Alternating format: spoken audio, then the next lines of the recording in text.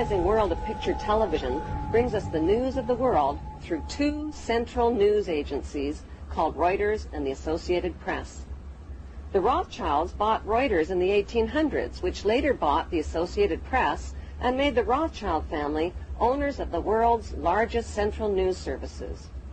To the present day, the world depends on these Rothschild-owned central news services as their main source of news and information. In his book called Who Owns the TV Networks, author Eustace Mullins claims that the major TV networks, radio stations, newspapers, and publishing empires are controlled by the Rothschild, Rockefeller, and J.P. Morgan money cartels through their corporate conglomerates. The bankster-owned media conglomerates include weapons manufacturers General Electric and Westinghouse, which profit from promoting wars. Control over the Internet, publishing, recording, and top cable companies can be traced back to the same Big Five media empires: General Electric, Time Warner, Viacom, Disney, and News Corp. These media monopolies are owned directly or indirectly by the Rothschild, J.P. Morgan, Rockefeller, and Oppenheimer Brotherhood. Yes, there are now more stations and more media voices, but they're all coming from the same ventriloquist. Every TV show needs corporate sponsors, and corporate sponsors sponsor pro-business, pro-government programming, and journalists who support the agenda of the Big Five media owners. While two-thirds of the world goes hungry, these banksters offer gazillion-dollar sponsorships to sports athletes to play with their balls. Why? Because they keep the masses distracted from the important issues.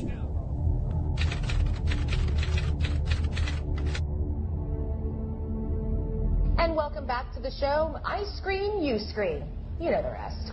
I scream, you scream, you know the rest. I scream, you scream, you know the rest. I scream, you scream, you know the rest. Well, I scream, you scream, you know the rest. I scream, you scream, well, you know the rest. I scream, you scream, well, you know the rest. I scream, you scream, well, you know the rest. I scream, you scream, you know the rest. I scream, you scream, we all know the rest. I scream, you scream, you know the rest. I scream, you scream, well, you know the rest. I scream, you scream, you know the rest. Mike Myers says, yeah, baby. Mike Myers says, yeah, baby. Mike Myers says, yeah, baby. Mike Myers says, yeah, baby. Mike Myers says, yeah, baby. Mike Myers says, yeah, baby. Mike Myers says, yeah, baby. Mike Myers says, yeah, baby. Mike Myers says, yeah, baby. Mike Myers says, yeah, baby. Mike Myers says, yeah, baby. Mike Myers says, yeah, baby. Mike Myers. A child's happiness is priceless, especially on a birthday. A child's happiness is priceless, especially on a birthday. A child's happiness is priceless, especially on a birthday. A child's happiness is priceless, especially on a birthday.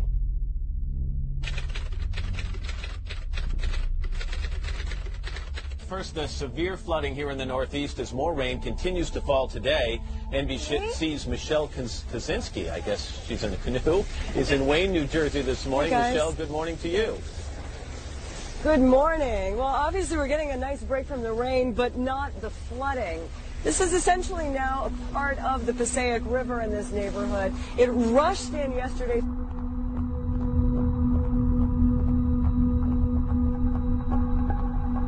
I just got a picture of the conditions that Caleb Brown has been living in for the past 2 months. Essentially, she was by the neck inside of what would look like a steel cage, roughly 4 by 4 by 6, and that steel cage was then inside of a larger container. Now, a massive search is underway in this field behind me because the victim herself told police that she believes as many as 4 bodies may be buried here. George? Boy, that is just horrific. Okay, Lindsay. An ABC News producer is being investigated by the network after reported evidence that a live camera shot on Good Morning America was doctored by falsely stringing police tape in the background. The shot featured reporter Lindsay Davis in Woodruff, South Carolina, where a woman was allegedly held captive in a storage container by a registered sex offender. Behind Davis, yellow police tape can be seen with the words, "Sheriff's Line, do not cross." A wider photograph of the scene shows that police tape was actually just attached to some ABC camera equipment to enhance the scene. Dateline NBC, a primetime news program, airs a story in 1992 entitled Waiting to Explode. The story includes footage demonstrating that a line of trucks produced by General Motors readily explode on impact. To see for ourselves what might happen in a side impact crash, Dateline NBC hired the Institute for Safety Analysis to conduct crash demonstrations. Unlike GM tests, the fuel tanks were filled with real gasoline. Look what happened. At impact, a small hole was punctured in the tank. According to our experts, the pressure of the collision and the crushing of the gas tank forced gasoline to spew from the gas cap. The fuel then erupted into flames when ignited by the impacting car's headlight. After the program airs, one of the firemen at the taping of the crash contacts GM. The conversation inspires a full-scale investigation. 3 months later, NBC is forced to reveal their role in fabricating the news.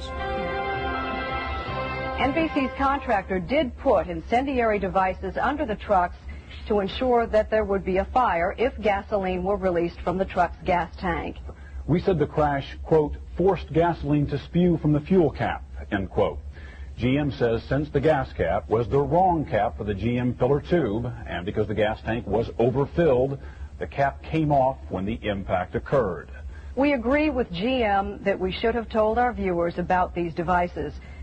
The Dateline reporter, however, said, quote, at impact, a small hole was punctured in the tank, unquote. GM has now x-rayed that tank and found no hole. We acknowledge the placing of the incendiary devices under the truck was a bad idea from start to finish. That's our new policy, and we'll be right back. Look at a pyramid. In the first couple layers, the really eager, hard-working young journalists are out there trying to get the stories, trying to make a name so they can move up that pyramid. Well, the further they move up the pyramid, the more they realize that, the outlets really aren't interested in major news that rocks the boat. The boat Charles refers to belongs to those at the top of the pyramid, where the interests of the media outlets are quietly defined.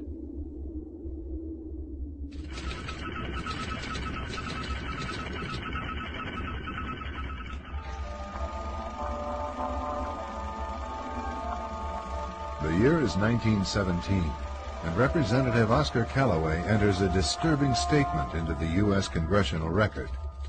The statement reveals why J.P. Morgan interests hired 12 high-ranking news managers. The 12 were asked to determine the most influential newspapers in America. They were to figure out how many news organizations it would take to control generally the policy of the daily press of the United States.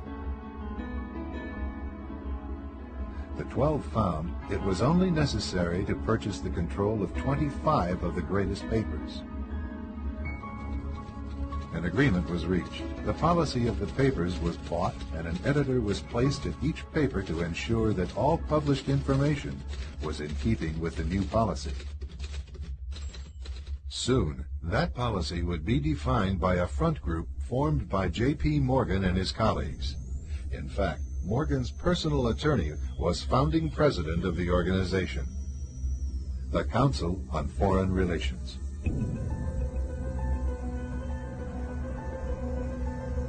Today, the CFR maintains that its goal is to increase America's understanding of the world.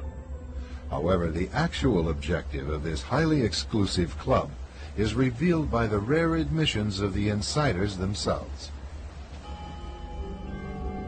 In the early 60s, a Georgetown University professor collects information for a book favorable to the network of powerful men who founded the CFR.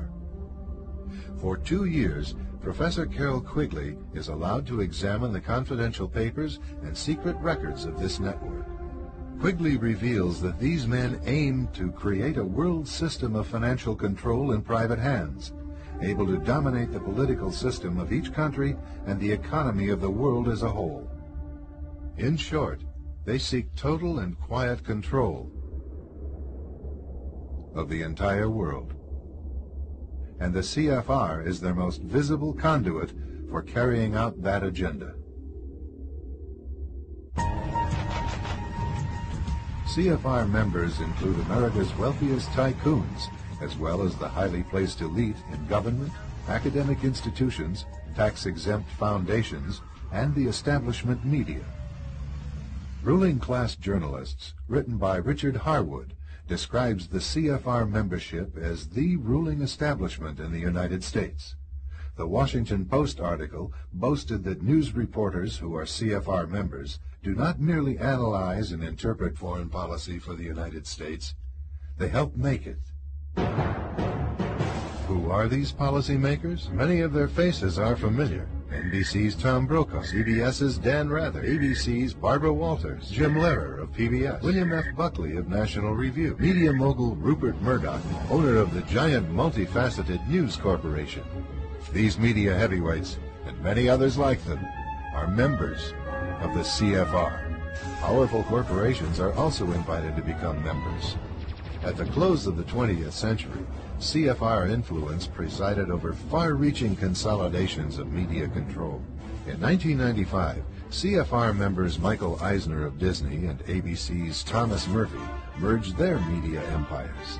Soon after the merger, the Disney-ABC empire becomes a CFR corporate member. In the year 2000, the world's largest internet service provider, America Online, joins forces with Time Warner, one of the world's largest news organizations. The CEOs favoring the move are CNN's Thomas Johnson and Time Warner's Gerald Levin, both CFR members. Once again, another media giant is created under the shadow of CFR influence. Today, an elite handful of individuals define the agendas that are supported by the empire of establishment news. Do you have any people being paid by the CIA who are contributing to a major circulation American journal?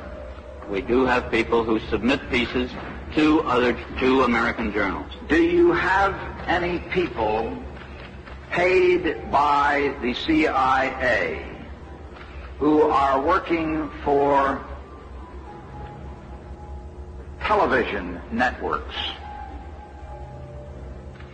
This, I think, gets into the kind of getting into the details, Mr. Chairman, that I'd